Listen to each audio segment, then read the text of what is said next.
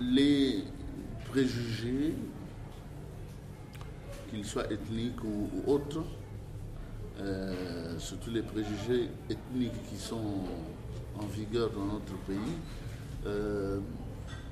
c'est des préjugés historiques, c'est-à-dire qu'ils ont surgi à un moment donné de l'histoire de notre pays. À d'autres moments, ces préjugés n'existaient pas, n'étaient pas aussi forts que ça. Bon, mais l'histoire de notre pays, c'est quoi? L'histoire de notre pays ne commence pas pendant la colonisation, ne commence pas à l'indépendance. C'est une histoire millénaire. Les gens, il faut qu'ils comprennent que la zone du bassin du Congo, donc toute notre zone là, pendant des millénaires a été un grand centre de brassage des populations. Et pratiquement toutes les populations qui vivent dans ce bassin du Congo là sont des populations immigrantes qui sont venues d'ailleurs pour la majorité.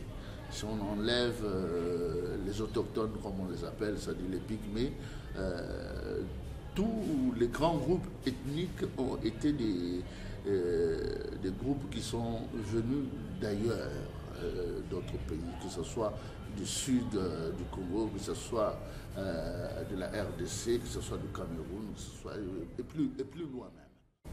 Ces peuples ont pu, pour se communiquer, ont pu créer des langues, disons, on les appelle véhiculaires, telles que le Lingala ou le Mukutuba, mais c'est des langues qui ont été construites en fait au cours de ce grand brassage millénaire des populations.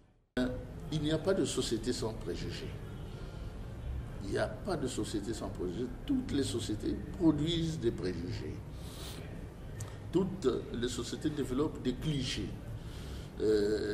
Moi qui ai fait mes études en France, j'étais tout le temps étonné quand les gens parlaient des gens de Provence, les gens du Nord considèrent les gens de Provence comme un peu des espèces de barbares, etc. Donc, dans tous les pays, il y a des préjugés. C'est pas ça le drame, il y en aura toujours. Le drame de notre pays est venu surtout à partir de l'époque coloniale. À partir de l'époque coloniale. D'abord, la colonisation, ça a été une grande opération de division de peuples. Pourquoi? Parce que tout le brassage qui se faisait naturellement dans ce bassin du Congo a été cassé de plusieurs façons. Kinshasa s'est retrouvé de l'autre côté, nous on s'est retrouvés de ce côté-ci. On a créé ce fameux concept, parce que chez nous, les points cardinaux sont des concepts. En fait, il n'y en a que deux. Il y a le nord, le sud. Ce n'est pas des points cardinaux chez nous, c'est devenu des concepts théoriques. On dit, ah, il est du nord, ça veut dire ce que ça veut dire. Ah, il est du sud, ça veut dire ce que ça veut dire. Mais pourtant, il y a l'est, il y a l'ouest, mais personne n'en parle. Les préjugés ethnocentriques qui sont en vigueur actuellement dans le corps social du Congo sont des préjugés qui sont nés à une époque historique donnée sur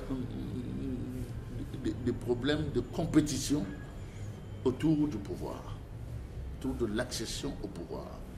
Le grand top, ça a été 1959, quand il y a eu une guerre civile qui a duré une semaine.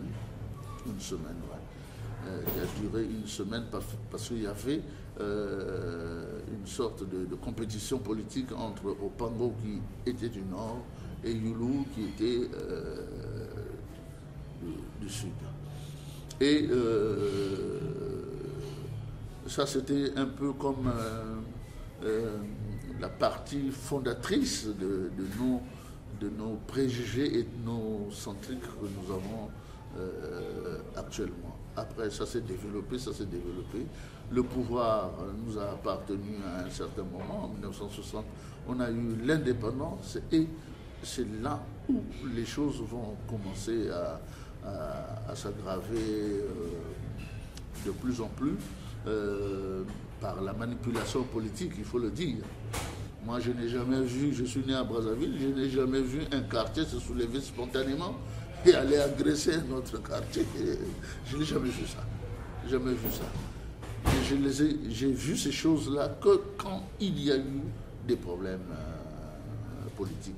En 1959, dans la période, et aussi dans la période des années 90, entre les Bembe et les Lari, qui sont pourtant des peuples qui ont vécu dans les mêmes quartiers pendant longtemps, mais en un brin de temps, la manipulation politique les a complètement divisés.